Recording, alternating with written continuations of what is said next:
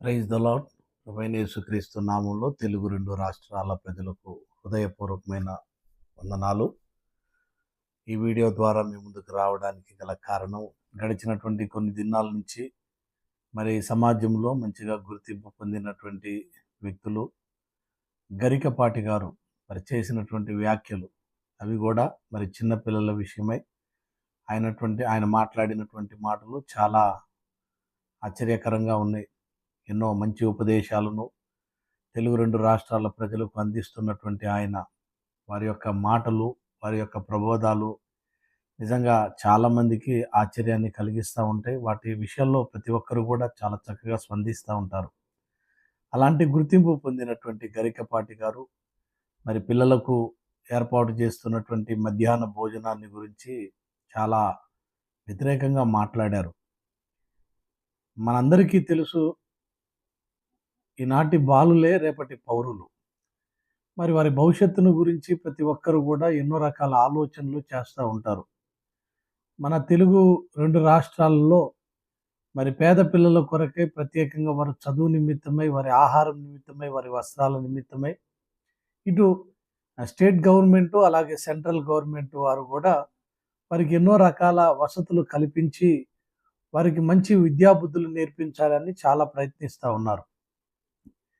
అలాంటి క్రమంలో మరి గరికపాటి గారు పిల్లలకు పెట్టే ఆహార విషయంలో మరి ఆ ఆహారాన్ని వారికి ఏర్పాటు చేయాలంటే గవర్నమెంట్ ఎక్కడి నుంచి తీసుకొస్తుంది, అలాగే ఇష్టం ఉంటే వస్తారు, లేకపోతే మానుకుంటారు, ఇంటికాడు ఉంటారు అనేటువంటి మాటని వారు పలకడం చాలా ఇబ్బందికరంగా ఉంది.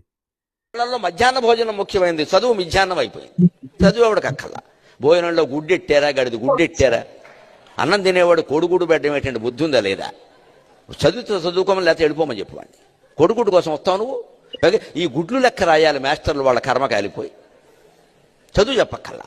ఎన్ని గుడ్లు వెళ్ళాయి, ఎన్ని గుడ్లు మిగిలే, ఎన్ని గుడ్లు మధ్యలో పేలే, ఎన్ని గుడ్లు ఈ మాస్టర్ తినేసాడు. ఇంక వీడు చదువు ఎందుకు చెబుతాడండి? అసలు పిల్లలకు భోజనం పెట్టడం ఏంటంటే వాళ్ళ భోజనాలు వాళ్ళని తెచ్చుకోవలేదు, మానేమానండి. అంటే పిల్లలకు భోజనం పెట్టి పుస్తకాలు ఇచ్చి యూనిఫార్మ్ ఇచ్చి ఇన్ని ఇస్తే వాడు చదువుతాడా? శోభనం పెళ్లి కొడుకులో మంచం ఎక్కి కూర్చుంటాడు. ఎందుకు చదువుతాడు వాడు? విద్యార్థికి ఎన్ని సౌకర్యాలా అవసరమా? చదువు రావట్లేదు ఎవరికి, భోజనాలే వస్తున్నాయి. పైగా అందులో బల్లి పడింది, పిల్లి పడింది, పడదా?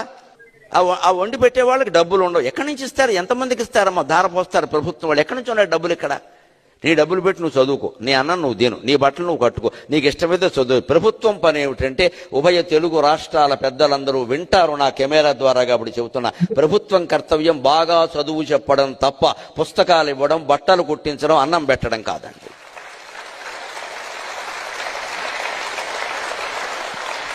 మేము ఖచ్చితంగా చదువు చెప్పిస్తాం, నీ జీవితానికి బాధ్యత వహిస్తాం, నీకు నమ్మకం ఉంటే రా, లేకపోతే వెళ్ళిపో. ఈ మాట అనే దమ్ము లేదు ఎవరికి. ఎందుకంటే అందరికీ మళ్ళీ ఎన్నికలు రావాలి, మళ్ళీ మనం రావాలి, మళ్ళీ మనం రావాలనే దరిద్రం వదిలిపోతే ఇవన్నీ ఉంటాయి. మళ్ళీ నువ్వే ఎందుకు రావాలి, ఇంకొకడు వస్తాడు, నీకు అనవసరం.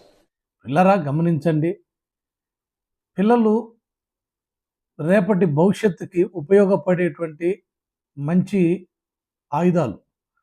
వారిని చిన్ననాటి నుండే అటు విద్యాపరంగా అలాగే ఇటు భక్తిపరంగా మరి పెంచగలిగితే వారి జీవితాలు కుటుంబాలకు మాత్రమే కాదు, సమాజాలకు మాత్రమే కాదు, దేశానికి కూడా గర్వకారణంగా ఉంటుంది. మనందరికీ తెలుసు, అబ్దుల్ కలాం గారు ఆయన చిన్నతనములో ఆహారాన్ని తినడానికే చాలా ఇబ్బందికరమైనటువంటి పరిస్థితులు, వారి తల్లిదండ్రులైనటువంటి వారు వారిని చదివించడానికి కూడా ఎన్నో రకాలుగా బాధలు పడ్డారు, ఇబ్బందులు పడ్డారు. ఆ దినాల్లో లేని సదుపాయాలు ఈ దినాల్లో దేవుడు అనుగ్రహించాడు. అది గవర్నమెంట్ వారిని ప్రేరేపించినా, మళ్ళీ ఇతర వ్యక్తులని ప్రేరేపించినా కానీ మరి దాని విషయంలో కొంతమంది స్పందించి బాధ్యత తీసుకొని ముందుకు వచ్చారు. కారణం ఏంటంటే పిల్లలని, వాళ్ళ భవిష్యత్తుని తీర్చిదిద్దాలి అని. కానీ ఈ గరికపాటి గారు మరి వారి సొమ్మేదో తీసుకొని వచ్చి పెడుతున్నట్లుగా ఆయన మాట్లాడారు. దీనిని గురించి తెలుగు 2 రాష్ట్రాల ప్రజలు కూడా ఆలోచించాలి. ఎందుకనంటే ఇలా మాట్లాడడం చాలా ఇబ్బందికరంగా ఉంది, చాలా అభ్యంతర కారణంగా ఉంది. పిల్లల భవిష్యత్తుని ప్రతి ఒక్కరు కూడా ఆలోచించాలి. నేడున్నటువంటి సమాజంలో విద్య అనేది ప్రతి ఒక్కరికి అవసరమైనది. విద్య లేకపోతే సమాజంలో చాలా రకాల వ్యతిరేకతలను, చాలా ఇబ్బందులను పడాల్సి వస్తుంది. ఈరోజు సామాన్యమైనటువంటి వ్యక్తి కూడా తమ బిడ్డలను మంచిగా చదివించాలి అనేటువంటి ఆశ వారిలో పనిచేస్తుంది. కొంతమంది పిల్లల్ని చదివించలేక తల్లిదండ్రులు ఎంతో వేదన పడుతూ ఉంటారు.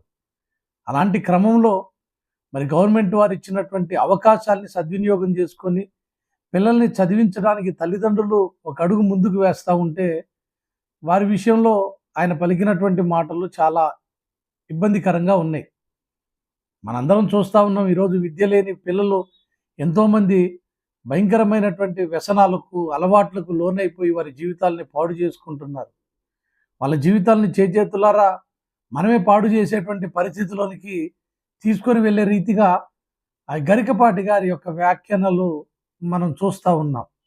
ఆయన అంటాడు, అవసరమైతే వస్తాడు, లేకపోతే ఇంటికాడ కూర్చుంటాడు.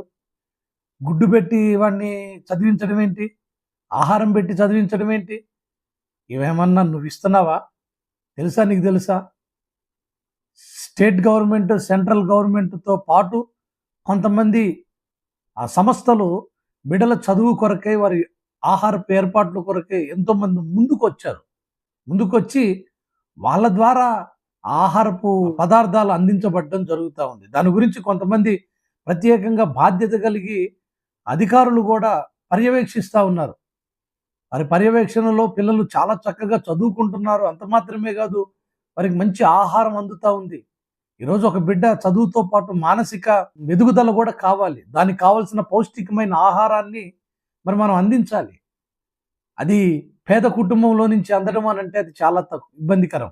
అంత మాత్రమే కాదు, పొద్దున్నే లేచి స్కూల్కి వచ్చేటువంటి పిల్లలు ఇంట్లో తల్లిదండ్రులు ఏర్పాటు చేసేటువంటి ఆహారం తీసుకొచ్చుకొని అది స్కూల్లో వారు తినే టయానికి ఏ విధంగా తయారవుతుంది అంటే కొద్దిగా సర్దిపడిపోయేటువంటి పరిస్థితులు.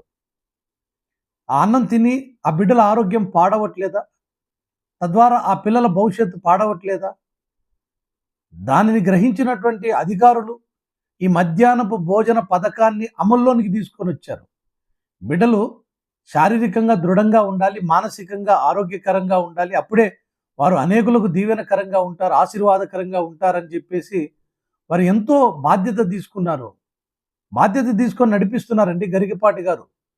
దాన్ని మీరు గ్రహించకుండా సమాజంలో మీకు మంచి ఉంది, గుర్తింపు ఉంది, ఎన్నో మంచి వ్యాఖ్యలు మీరు అందిస్తారు. అలాంటిది మీరు ఇంత అవివేకంగా మాట్లాడడం చాలా హాస్యాస్పదంగా ఉంది. మీ నోటి నుంచి రావాల్సినటువంటి మాటలు కాదు ఇవి.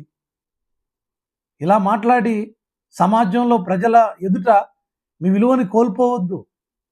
మాట్లాడేటప్పుడు మనిషికి ఉండాల్సింది వివేచన. ఆ వివేచనని కోల్పోతే సమాజంలో మనం తల ఉంచుకునేటువంటి పరిస్థితులు ఏర్పడతాయి. కాబట్టి మీ వ్యాఖ్యల్ని వెనక్కి తీసుకోవాలి.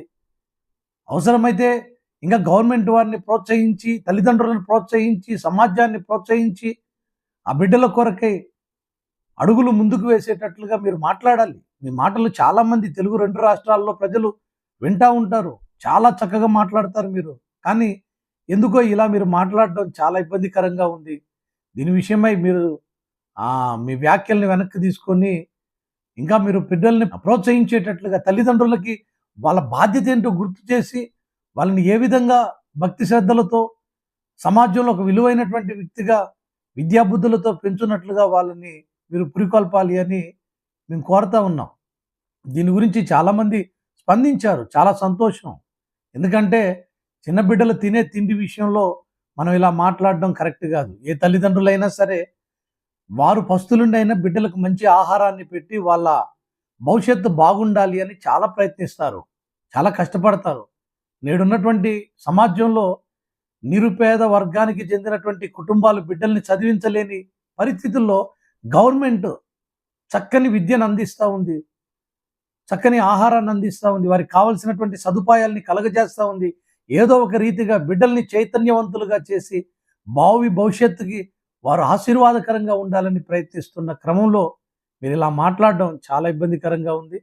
దీన్ని ప్రతి ఒక్కరు కూడా పరిగణనలోనికి తీసుకోవాలి, ఆలోచించాలి. మీరందరూ కూడా దీని విషయమై స్పందించినందుకు చాలా సంతోషం. ఈ మాటలు తెలుగు 2 రాష్ట్రాల ప్రజలు కూడా గ్రహించాలని ప్రభు పేరిట మనవి చేస్తున్నాను.